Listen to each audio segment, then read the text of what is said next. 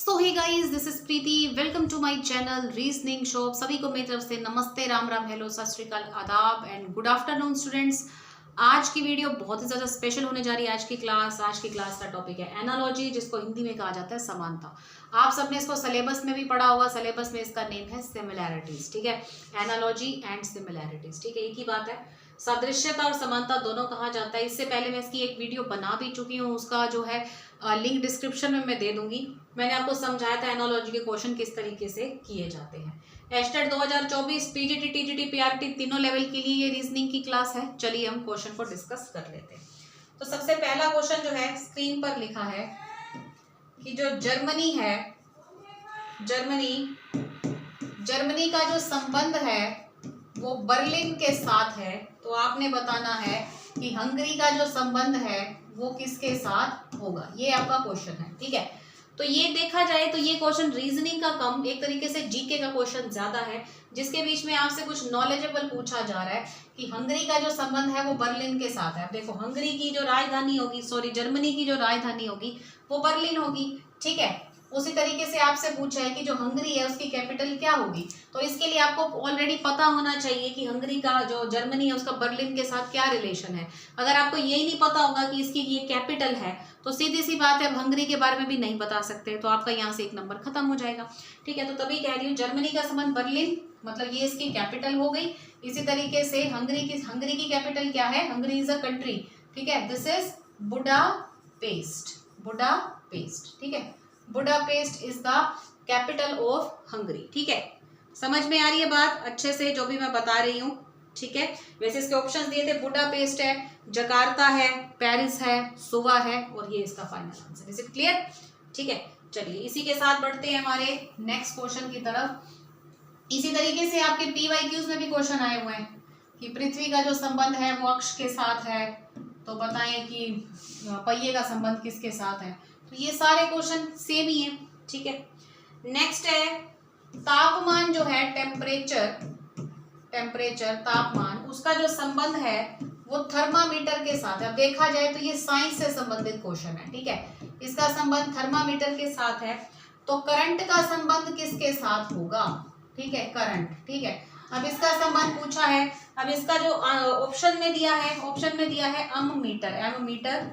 ठीक है, एममीटर दिया है।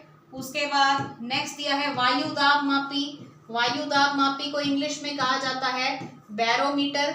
ठीक है, थर्ड नंबर पे है द्रव घनत्व मापी, जिसको हम कहते हैं हाइड्रोमीटर, घनत्व मापी।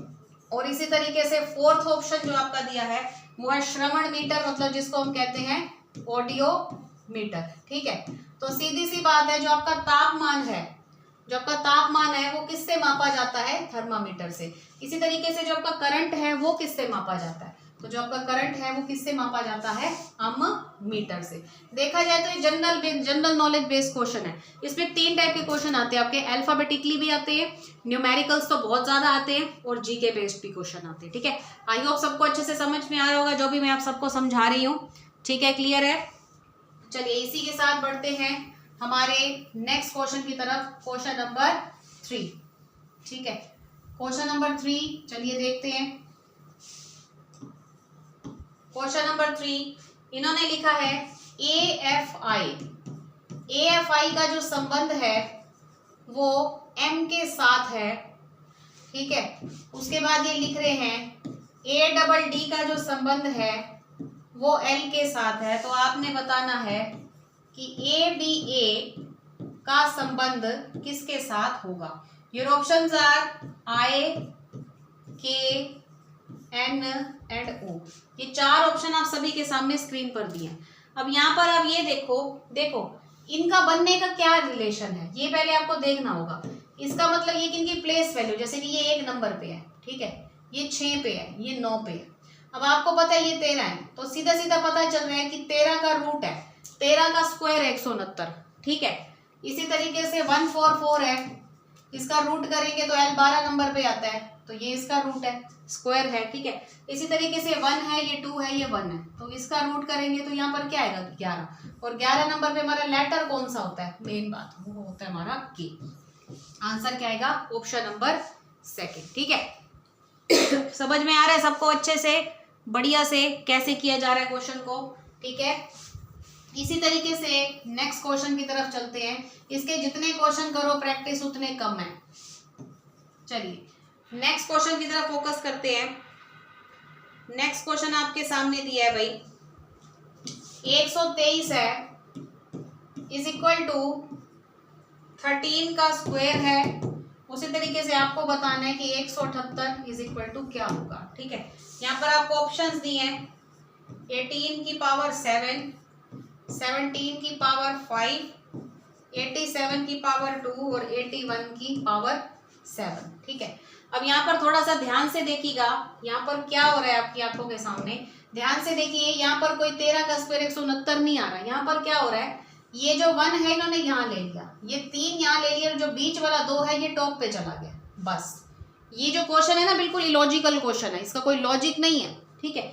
इसी तरीके से यहाँ क्या किया, ये 1 इधर आ गया, ये 8 इधर आ गया, जो इसका टॉप वाला 7 है वो कहाँ जाएगा, इसके ऊपर। तो हमारा आंसर क्या आ गया, 18 की पावर 7, ऑप्शन नंबर फर्स्ट, ठीक है। आज मैं क्वेश्चन आपको कम करवा रही हूँ क्योंकि मेरी तबीयत ज़्यादा ठीक नहीं है, इसी वजह से मैं आपको क्वेश्चन कम करा रही हूँ, लेकिन आई होप जितने करवाए हैं वो सारे बहुत अच्छे से समझ में आए होंगे, ठीक है। चलिए मिलते हैं अपनी नेक्स्ट क्लास में, आज के लिए बस इतना ही। Thank you so much guys, bye bye, have a nice day, take care.